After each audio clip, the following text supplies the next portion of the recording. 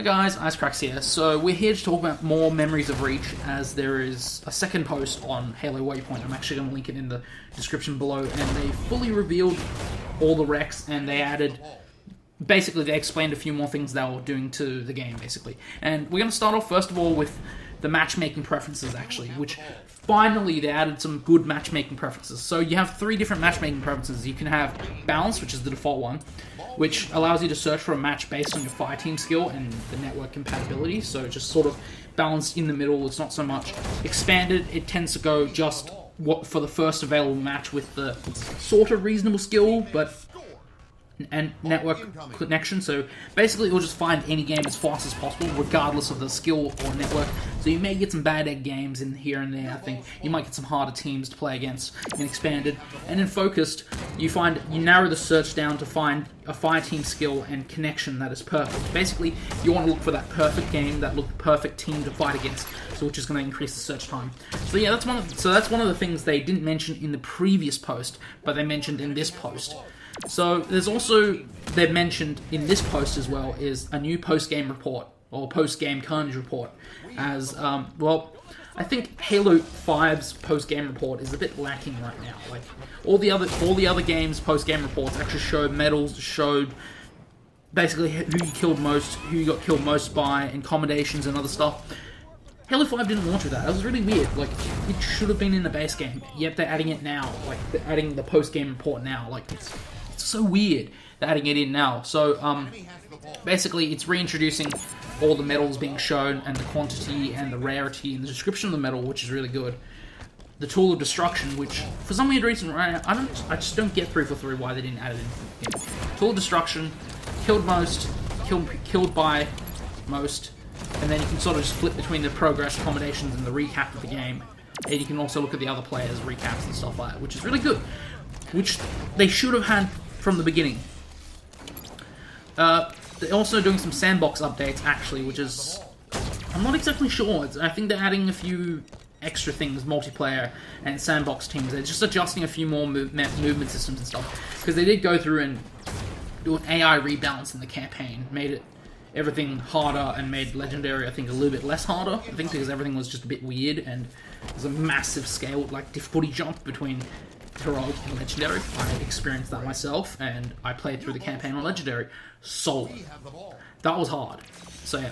So they fixed the bug where Spartan Charge wouldn't properly target enemies at the edges of red reticles on the horizontal plane.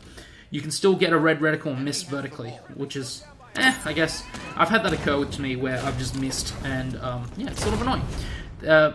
So they've introduced players who can skillfully evade a Spartan charging player with thrust can still escape without damage.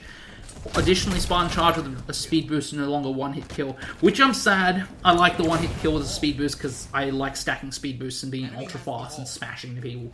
So maybe I should consider getting energy swords to camp around, wait for my Rex to go back up, then get some speed boosts, maybe. Spartan Charge with Gravity Hammer is no longer one-hit kill as well, which is sort of sucky. And they sort of did a slight increase movement while crouching. Increased to allow crouching to be a more viable choice for players to flank and attack. Speed isn't drastic, but after months of testing, it's a sweet spot. So, I don't know. I use advanced sensors in Warzone, so that's not really a big factor, because I can just walk around and I'll be fine. Unless I have an energy sword, which then I have to crouch. So now we're actually going to talk about the full wreck reveal. So they finally revealed the whole wreck chart, and based on the assumptions I made last time in the video, it was actually Cat's armor, as I said, Cat's armor, Emil's armor, George's armor, and June's armor. So it was pretty obvious because you could see them silhouetted. I remember I pulled it up during video. It was you could sort of see the silhouette behind it, and I pulled it up so you could sort of tell Cat, Emil, George, and June. So that was pretty obvious. The two legendary wrecks that was covered, I was completely wrong. One of them I had no idea. It was actually George's chain gun, which is really good. I'm assuming it does some extra damage and maybe explosive rounds, who knows. And they have a new Phaeton variant. I have no idea what it is, but it probably does more damage. Other than that, I went over the Rex. I think Wheelman is now exposed. There's a Wheelman armor ability. I think I mentioned it in the last video, actually. But now that's... Anyway, so... They also have a bunch of stances. Assassination got a helping hand, which is where you pull their arm and choke them at the same time, by the looks of the little photo. Brutalist and Vengeance are 2 new stances, and they're the things that are revealed, basically. They're also Infection, they talk about the different metals and things like that, and they do some Spotlight, stuff like that. Stasis, which is the new map, it seems like a snow map. It seems like a Halo ring that has crashed down and there's just a snow pile. Or maybe like something like Torque, where it's exploded and then it's just covered in snow, maybe. It looks a bit like Torque, except out in the open in the snow. And also, probably the most important thing is actually the Halo live stream for the new DLC, which is going to be on the 11th of May at 3 PM PT, which is 3 PM Pacific time.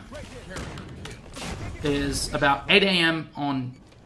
Well, it's not 8 AM. Oh, it's the next day, so it is going to be on the 12th, on a Thursday morning. Thursday morning, 8 AM in Australia, basically, in Australian Eastern Standard Time. 8 AM on Thursday morning. So that's when the live stream is going to be going, and you guys can tune in if you want to see the new stuff in action. I think they're going to play some of the new stuff. So we'll see that. I probably won't be able to catch it because actually maybe I'll be able to catch it. Who knows? Anyway.